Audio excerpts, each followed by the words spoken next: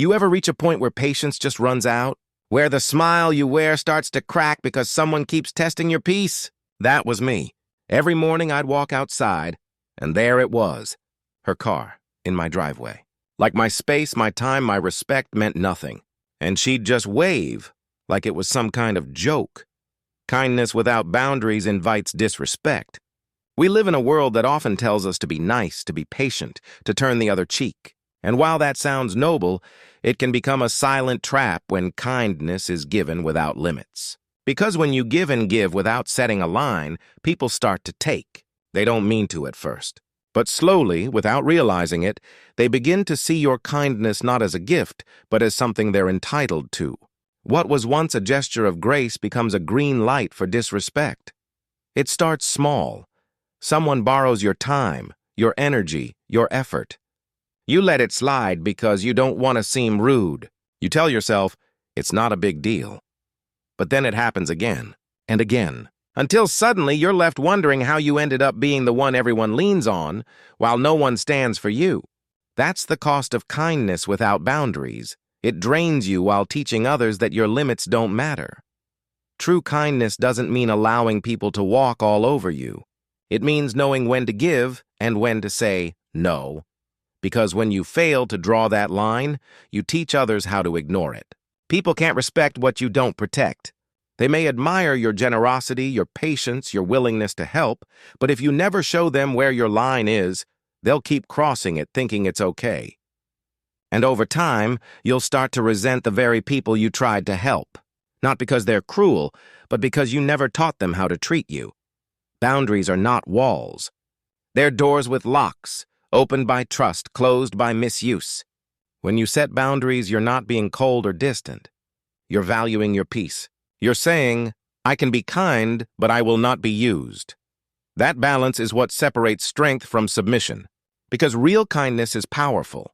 It gives freely, but it also knows when to stop. It understands that love without limits becomes weakness, and generosity without self-respect becomes self-destruction. People who truly care about you will never be offended by your boundaries. They will respect them because they understand that boundaries come from self-worth, not arrogance. It's only those who benefited from your silence who will call you selfish when you finally speak up. That's the moment when your kindness transforms, from something easily taken to something deeply respected. Learning to say no doesn't make you a bad person. It makes you an honest one. Because every no to others is also a yes to yourself, to your peace, your time, your growth.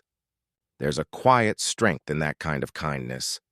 The kind that doesn't need to please everyone but still chooses to stay good. Kindness is a virtue, but without boundaries, it becomes a cage that locks you into patterns of giving more than you can afford to lose. Standing up for yourself is not aggression, it's self-respect. Somewhere along the way, people started confusing confidence with arrogance, firmness with hostility, and self-respect with pride. But there is a clear difference. Standing up for yourself doesn't mean you want to fight. It means you refuse to be walked over. It means you've had enough of being quiet when your heart screams for fairness. It's not about proving you're better than anyone else. It's about proving to yourself that you matter just as much as everyone else. For too long, many of us were taught to stay silent to keep the peace. We were told to avoid confrontation, to let things go, to not make a scene. But silence doesn't always protect peace. Sometimes it protects the problem. Every time you let someone disrespect you without saying a word, you teach them that it's acceptable. You train them to believe that their comfort is worth more than your dignity. And soon, that silence becomes heavy.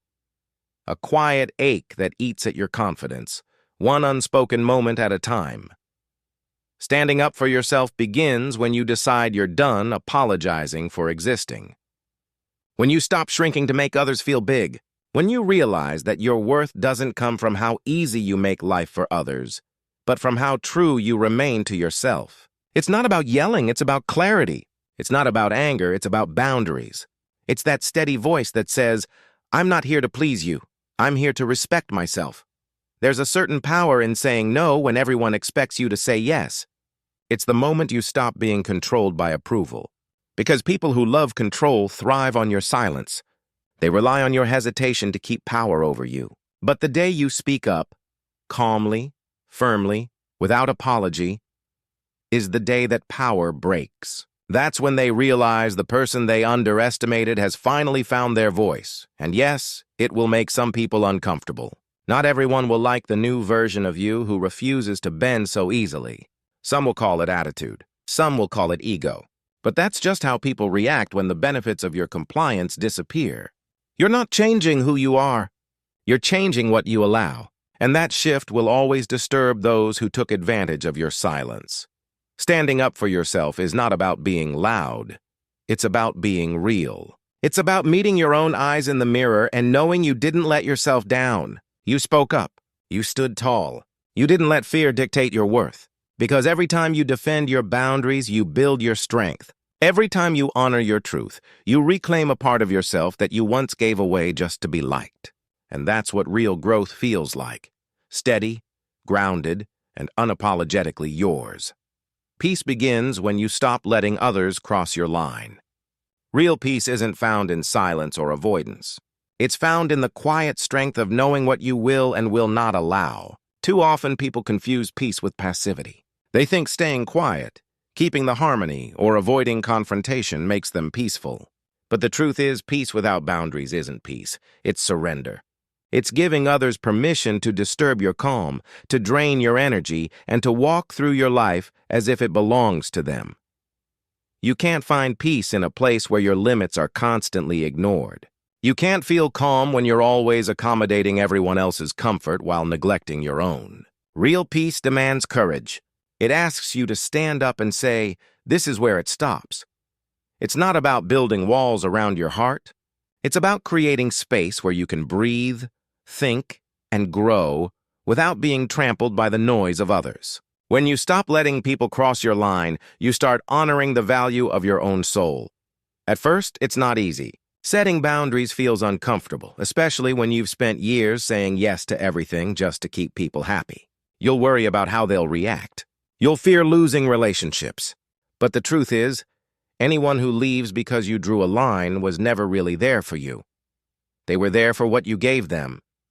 Peace asks for honesty, and honesty sometimes reveals who truly respects you. When you start saying no, you start hearing yourself again.